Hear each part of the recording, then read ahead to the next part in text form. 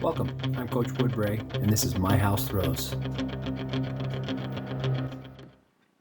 Welcome, My House Throwers. This is Coach Woodbray, and this video is about the mechanics of the power throw for the shot put.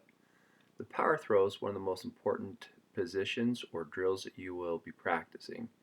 It is the very last set of motions before a shot putter will put or throw the shot put out into the sector.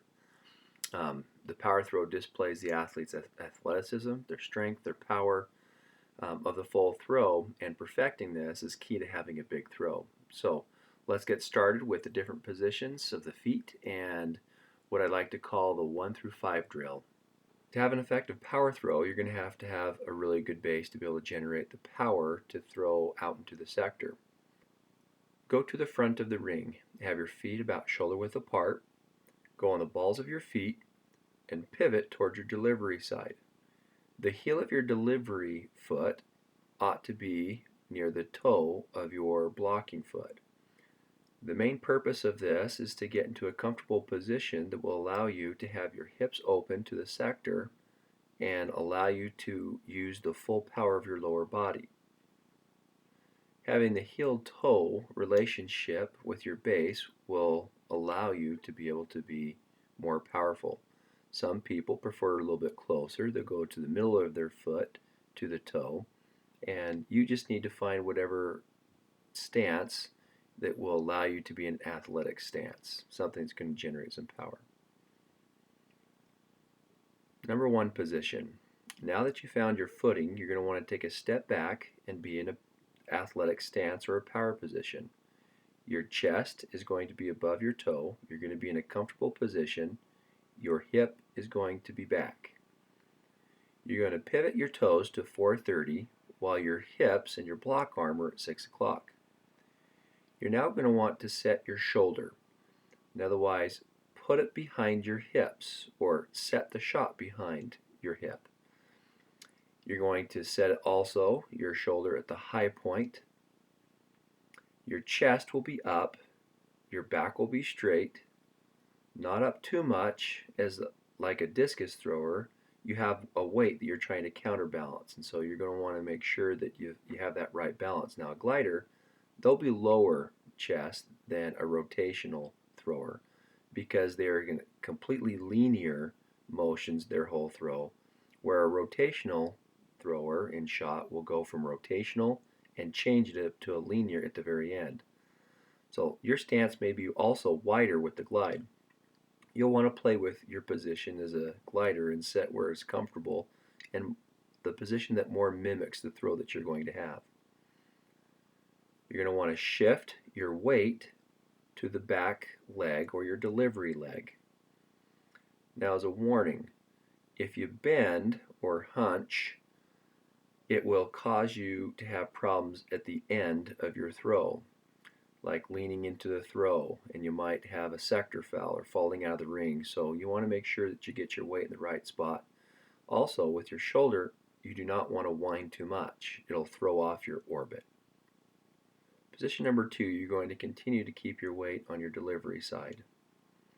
The only thing moving in this number is the lower body. So from number 1 to number 2, we're working with muscle memory and will only be used in doing the drills for the power throw. The toes will move by your active ankles flaring to your delivery side. Push your hips into a position by having them to the outside of the hip and open to 4:30. The shoulder should be about 6 o'clock. This is setting up the stretch reflex to begin separation. Once again, the weight stays on that back leg. This is where the power throw will start. Position number 3, you're going to have aggressive active ankles, a relaxed upper body, and keeping the athletic stance. Your blocking toe will go near 12 o'clock, your delivery to 11 o'clock. Your hips will be at 1:30 and your shoulders will be at 3 o'clock. I want you to stay long. You should feel pressure on the inside of your block foot as you begin to turn. Your knee is going to be driving down to the ground and your heel is going to flare up. Now, this might sound contradictory to what you want to do because you're not throwing in the ground, but you're going to see that the next step is going to help this motion of driving the knee to the ground help you get some lift. Your blocking side knee is going to lock, not going to shift all of the weight to the front. It's still going to be mainly in the back. You want to stay over the leg, and your chest is going to want to stay in a chest-foot relationship as if there's a pull going to there, so you're still in an athletic stance. Position number 4. This is the lift phase. Now, at the same time of blocking, you're going to also have to do something with your delivery side. I call it squeeze. You're going to flex your muscles to straighten your leg. You're going to tighten your glutes, and you're going to drive your foot into the ground. This is how you create lift. You will notice that now that knee that was driving down, because of the squeeze motion, it is now pointing towards the sector, and that's where all of your power is going to be going. The drive into the ground will lift the delivery hip above the block hip and past it. The block hip and leg will be driving backwards, creating torque. This is going to create kind of like a when you're driving in a car and someone slams on the brakes. You're doing that with your blocking side. The passengers, or the things that are in the car, is going to be your right side. They're going to be thrown towards the sector at a great momentum or power. And so we want to create the exact same type of movement there. Don't try to create lift by throwing higher. Proper body placement is going to help that lift. For example, as you start to turn on number 3, your body will be right above your leg, and you will have an angle in which it will be pointing towards 38 degrees. And as you drive your block side back and you squeeze your delivery side, you will have the correct angle and lift that you're going to need for a successful throw. Number 5, your block arm is going to abruptly pull back, and now your arm is going to be between 45 and 90 degrees, and it's going to stop in front of your rib cage. Now, we don't want it to be lower than that, or else you're going to start tucking, and sometimes you tuck a little too early and we're going to lose the power that we need to create torque on the delivery side.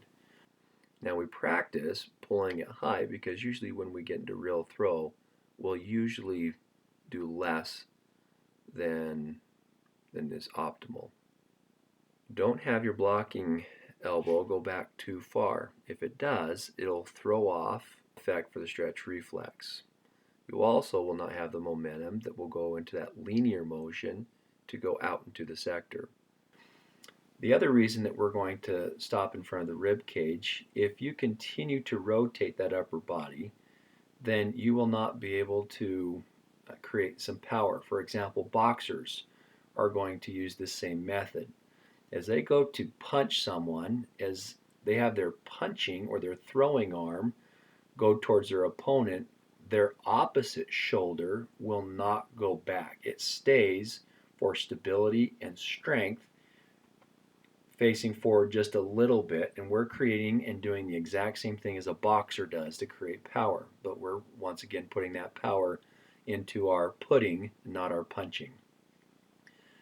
Now, our delivery hip is going to drive past our blocking hip. It's also going to be higher because we're driving into the ground on our delivery side, creating the lift. You'll notice that you now have what a lot of people call the C position. Now the C position is created. You don't force the C position, it's a result of good technique. Notice that it's not a true C. Throwing, you'll be perpendicular to the sector. If you force the C position, you'll put all of your energy into throwing your body backwards or your chest up, and a bad posture or bad position will be created and you'll lose the power. So when we say a C position, you'll notice that as I start pivoting on that foot, it'll keep my chest, because it's the toe-chest relationship, that it just kind of flips me just a little bit. There's just a little curve, but when the actual throw is done, a shot putter will be perpendicular to the ground. You'll want to make sure that when you release the shot put, that both of your feet are on the ground. Your feet are the generator of power. If we think of them as electrical cords, if I'm throwing off the ground, I have no power left. I've unplugged myself from the power source, which is the ground. All these things are what I call the 1 through 5. You can practice them in many different ways.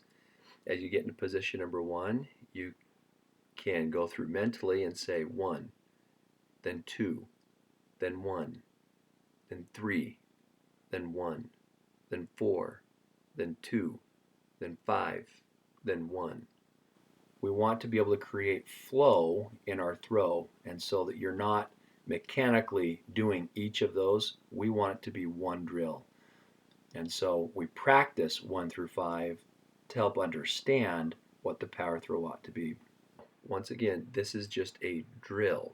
When you actually throw, I'd be very careful at going 1 through 5. I usually have my athletes start at 2 with their hip already in position. Many young throwers starting at number 1, they'll forget to get their hip underneath them to be able to get the power that they're going to need. So at first, I'd practice doing a full power throw, having my body in position number 2. Then, when I get more comfortable and I know that my body knows to get the hips underneath me and to stay back, I will go to number 1. You're going to want to purposely perfect the power throw so that you can optimize the distance and the strength in which you can throw. Over and over, practice these things because we already know that it is my house.